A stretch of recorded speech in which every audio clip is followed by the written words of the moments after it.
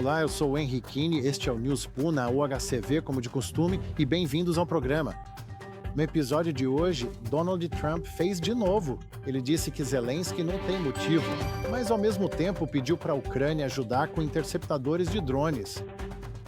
A operação militar no Oriente Médio a longo prazo vai enfraquecer a Rússia na guerra contra a Ucrânia, afirmou o chefe da OTAN, Mark Rutte. A Hungria faz 7 funcionários de banco ucranianos de reféns e rouba o dinheiro. Ficamos nos perguntando o que vem a seguir. Donald Trump fez de novo. Culpou a Ucrânia pela falta de progresso e pelas conversas para encerrar a guerra que a Rússia começou em primeiro lugar. Em uma entrevista a Político, o presidente do ZOA afirmou que Zelensky agora tem ainda menos cartas na mão. Ele disse: Trump não explicou exatamente como acredita que Zelensky está obstruindo o processo de negociação, mas disse que Zelensky não está demonstrando disposição suficiente para negociar. Zelensky ele precisa agir e fechar o acordo. É impensável que ele, Zelensky, seja o obstáculo. Você não tem as cartas. Agora Zelensky tem ainda menos cartas. Donald Trump, presidente dos Estados Unidos, na entrevista a Político. Bem, não está exatamente claro como Zelensky pode ter ainda menos cartas agora. Como Trump já disse antes, Zelensky não tem carta nenhuma. Ucrânia, quero dizer. Então é uma quantidade negativa de cartas para a Ucrânia? Mesmo assim, talvez a gente não tenha cartas. Mas e os drones? Por exemplo, os interceptadores. Esses drones que você está vendo agora, mostrados anteriormente na Fox News, como se fossem drones americanos, mas na verdade são drones ucranianos, Wild Hornets, para ser preciso, em ação destruindo shahids russos. Esses Hornets que Trump agora quer que a Ucrânia dê para ele ajudar a combater o Irã. Será que isso conta como cartas, talvez?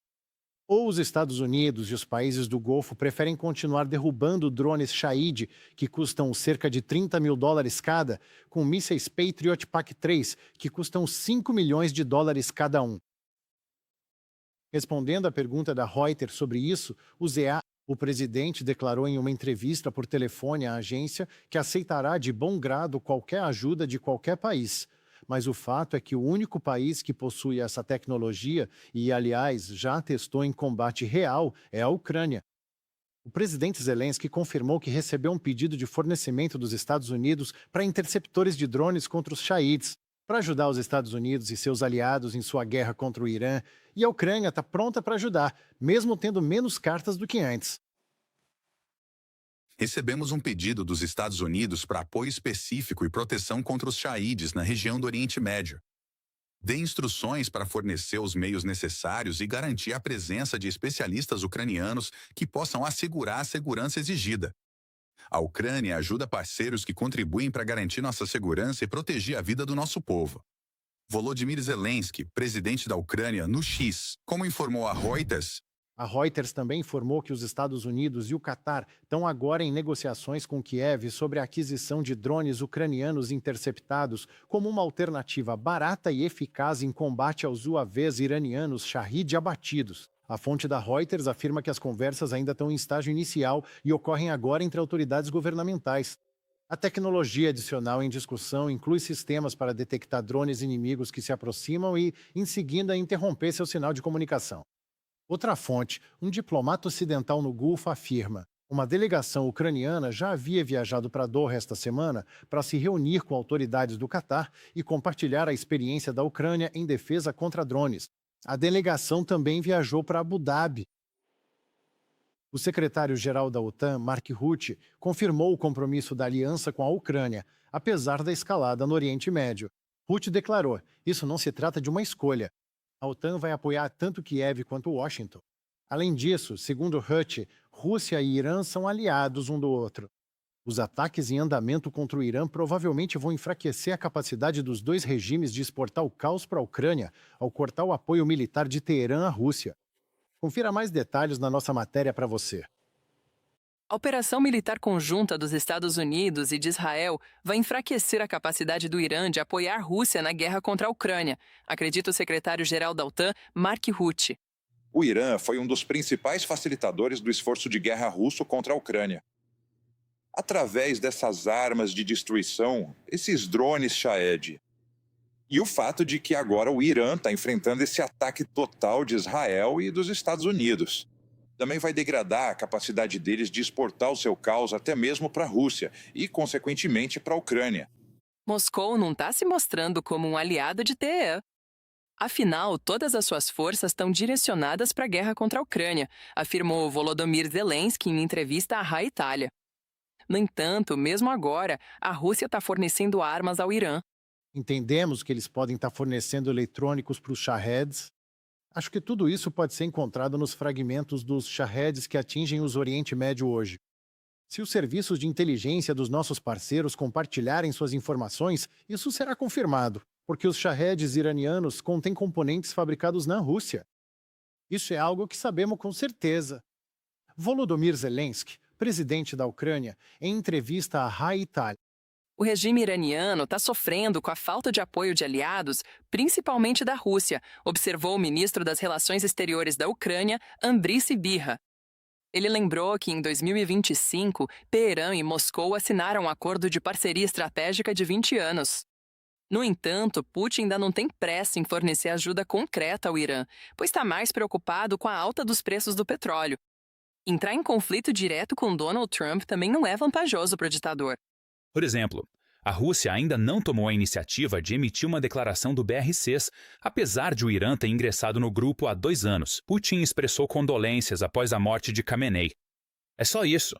O ponto principal é que Moscou sempre vai trair aqueles que contam com seu apoio. No momento mais crítico, a Rússia vai lavar as mãos em relação aos seus parceiros.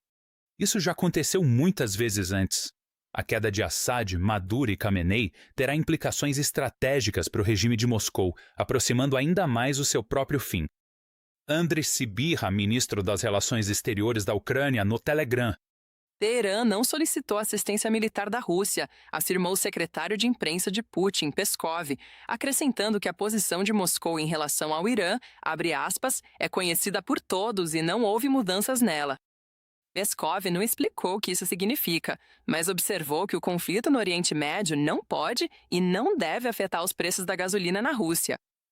Na verdade, o Kremlin se limitou a condolências formais em relação à morte do líder supremo Ali Khamenei, ou seja, os seus aliados, Assad na Síria, Maduro na Venezuela e agora o governo iraniano. Putin só conseguiu oferecer apoio verbal. No Kremlin, eles assistiram enquanto esses aliados caíam um após o outro e não moveram um dedo para protegê-los, escreve Le Monde. Esperar qualquer apoio concreto da Rússia no futuro não vale a pena para o Irã, tão convencidos os analistas. Moscou provavelmente vai se limitar a declarações políticas em plataformas internacionais, por exemplo, durante uma sessão da ONU, Conselho de Segurança. Os 2 países não são aliados defensivos. O pacto de parceria estratégica entre Moscou e Teherã não prevê obrigações mútuas nessa esfera. O Irã também foi crucial para a Rússia militarmente, principalmente ao fornecer os chamados drones Shahed desde 2023. Os drones mudaram significativamente o rumo da guerra na Ucrânia. O Irã foi útil para o esforço de guerra russo. Julian Waller, analista de pesquisa no programa de estudos sobre a Rússia do Center for Naval Analysis, em comentário à Deutsche Welle. O presidente da Ucrânia está convencido de que a Rússia vai tentar lucrar com as exportações de petróleo durante a crise no Oriente Médio. E, segundo o Volodymyr Zelensky, existem várias maneiras de privar o Kremlin dessa oportunidade. Os ataques de longo alcance das forças de defesa da Ucrânia ainda limitam de forma eficaz as capacidades de produção da indústria de refino de petróleo da Rússia. E o endurecimento da política de sanções contra o agressor vai privar Moscou da chance de obter superlucros. Reportagem de Cristina Dombrovska, UATV News. Bem, talvez hoje em dia isso realmente seja um risco ocupacional de ser apresentador de notícias. O que ontem parecia completamente improvável, inacreditável e soava como o enredo de um terceiro grande filme de assalto de Hollywood, hoje é apenas notícia. Bem, se coloque no lugar. A Hungria faz 7 funcionários de um banco ucraniano de reféns e rouba o dinheiro e o ouro. De acordo com dados do sinal de GPS, os veículos do Oshad Bank detidos ilegalmente estão atualmente localizados no centro de Budapeste, próximo a uma das agências de segurança da Hungria. O paradeiro dos funcionários do banco continua desconhecido. A carga foi registrada de acordo com as regras internacionais de transporte e os procedimentos aduaneiros europeus vigentes. Os valores nos veículos apreendidos somavam 40 milhões de dólares, 35 milhões de euros e 9 quilos de ouro. O Banco Ashid exige a libertação imediata de seus funcionários e a devolução de seus bens à Ucrânia. Banco Estatal de Poupança Pública da Ucrânia. A Ucrânia já enviou uma nota oficial exigindo a libertação imediata de seus cidadãos. A Ucrânia também se dirigirá à União Europeia com um pedido para que esta forneça uma qualificação clara das ações ilegais da Hungria. Como se a tomada de reféns e o roubo podem ser qualificados em quaisquer termos que não sejam tomada de reféns e roubo.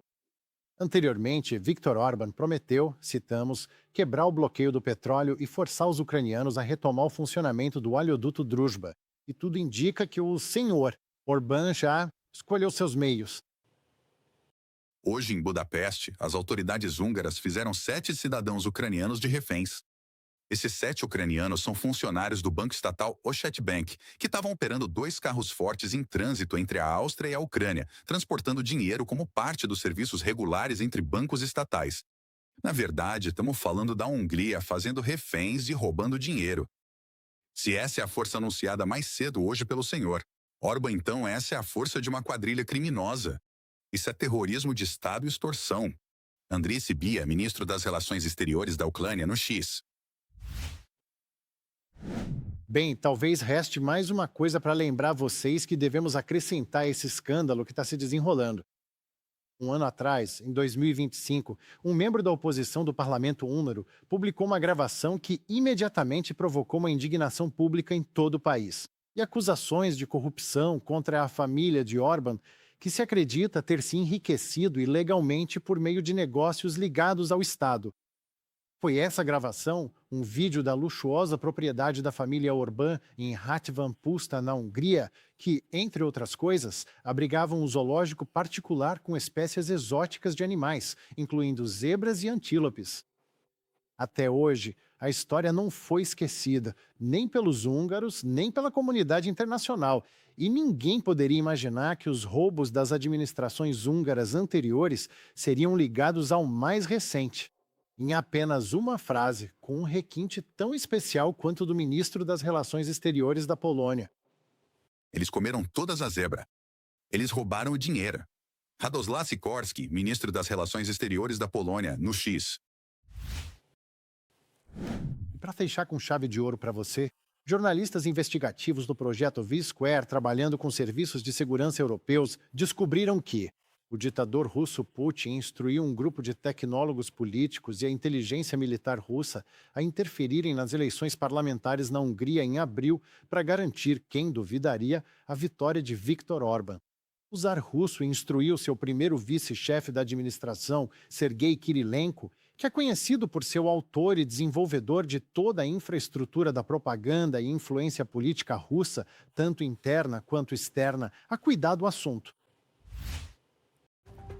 Bom, parece que é isso por hoje e pela semana. Agora preciso me despedir. Eu sou o Henrique. Muito obrigado por assistir ao segmento.